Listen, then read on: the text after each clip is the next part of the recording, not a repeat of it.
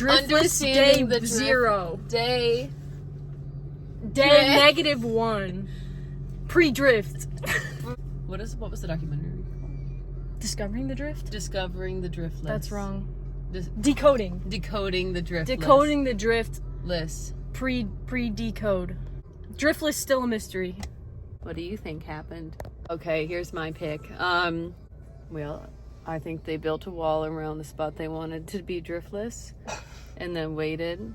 After the ice age, they took it down and said, "Look, didn't drift. No drift. No drift." Just like I told you. A lot of people ask in backpacking, what do you eat on a backpacking trip or a camping trip?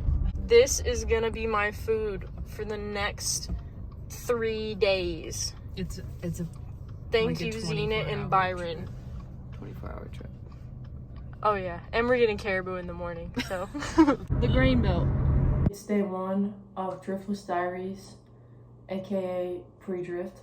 Excited for a chance to see some new topography and really be in nature and get off the grid and not experience like creature comforts and really test myself.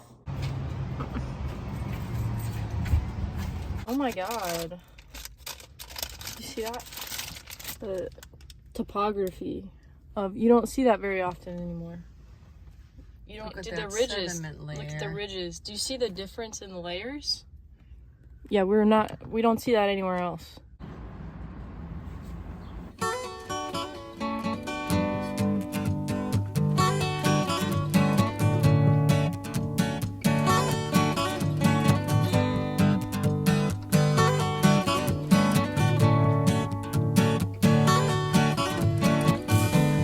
Chewing on a piece of grass, walking down the road.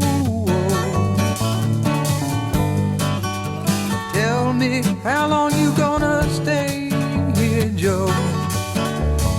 Some people say this town don't look good in snow. You don't care, I know. Ventura Highway in the sunshine, where the days are longer, the nights are stronger than moonshine. You're gonna go, I know.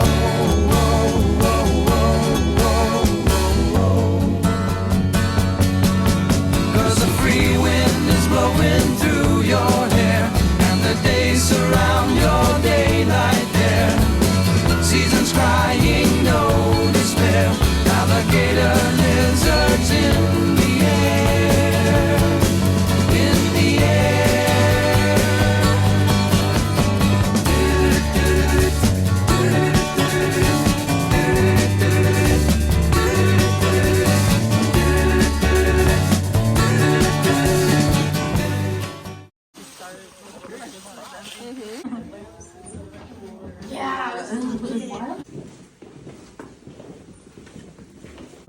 Cave formations coming in here. So we've got a couple main ones. We've got stalactites like this and that. But if you look underneath the shelf, you can see the part of the stalagmite you usually can't see called the stalagmite root. If you're having a panic attack, tell someone. Yes, the hard smooth surface. So we get blocky units along the sides. I'm going to show you that soon here. Let's take with some limestone. It's different. It's believed there was a thick area of, and that protected, okay?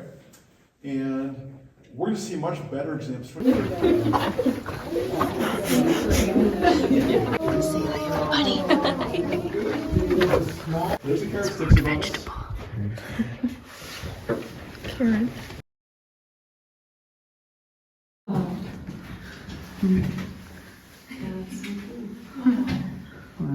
Nice crawl, Lala. Oh, I see the bat. Found it. Ready? Yeah. I'm gonna start my left. I'm not gonna light right on it. Red light there, he's right there. Oh my god.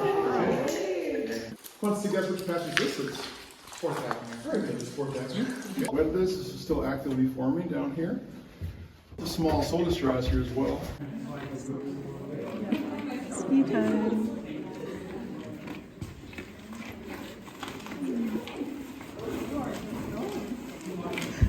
And that's going to completely dry. It's primarily recharged through snow. But they Okay. We made it out. All right, everyone.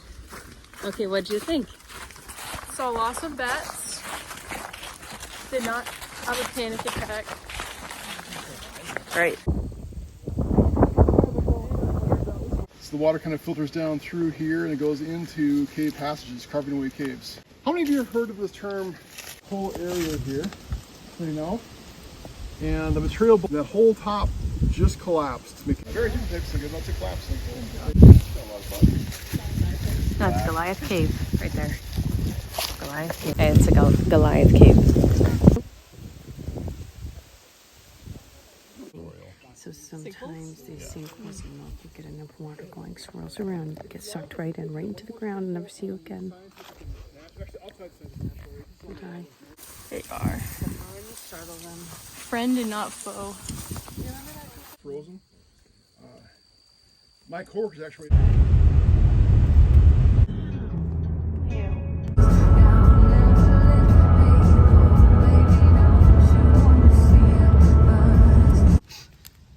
It's like, we should house tours. That's a good idea.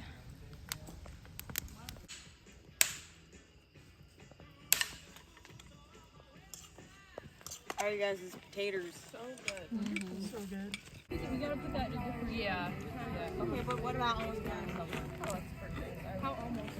What about like accidental? It's really good. Still gonna produce trash? Because he has. We live in the house. Do we have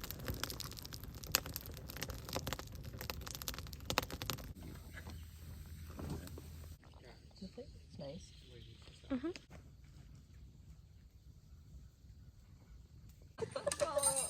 I'm a potato purist. I think Roughing it.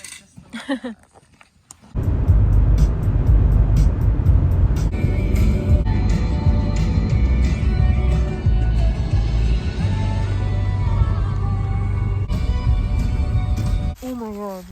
Oh my god. Driftless region. Oh my god. It's a rock. Driftless region full of some biodiverse creatures, rich biodiversity.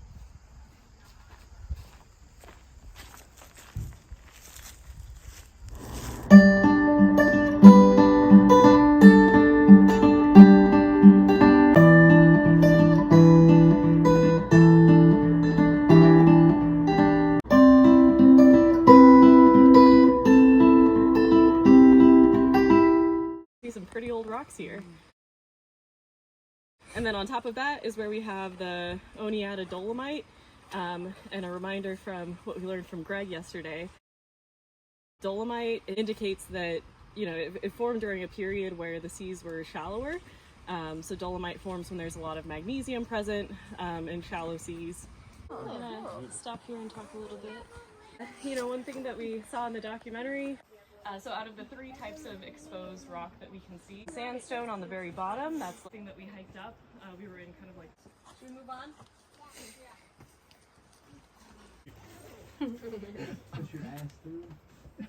Look. All the same height. Completely flat. All the same height. you definitely can't fit in. Being in the Driftless region really makes me wonder. Maybe I was the one who drifted away.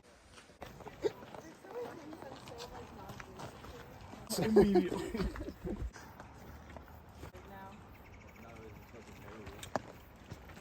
So this layer is, we're above the Oneata dolomite, hard rock that they carved out to use for the stairs and stuff, and you noticed that that was the same as the bluffs as we were hiking on the way up. But we're now at the top level where we can see the Shakopee Formation. We see this like ripple effect in the rock here, which is a remnant from the seas that were covering this area when it was formed. So like if you think of, you know, how waves will like ripple the sand under the water, that's how that was formed. You can tell that all the bluffs are the same height.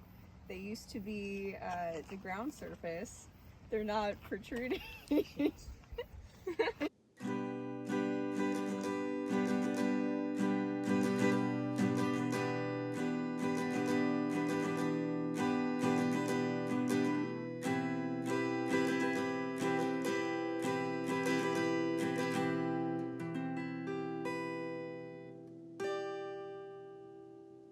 And then a distinctive feature of Jordan sandstone specifically is cross-bedding. Popcorn.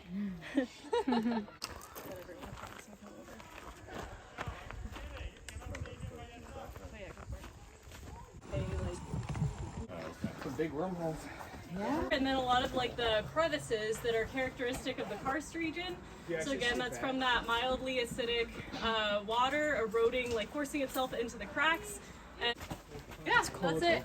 Feels really cold. Below freezing. Too bad there's not anything in modern history that gets things this cold. More rocks. Nice. All right, we got a little bit more of a climb left.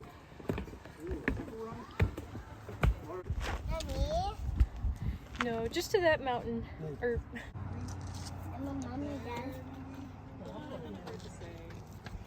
Parsnip. If you look across, it's all the same height, just as we expected.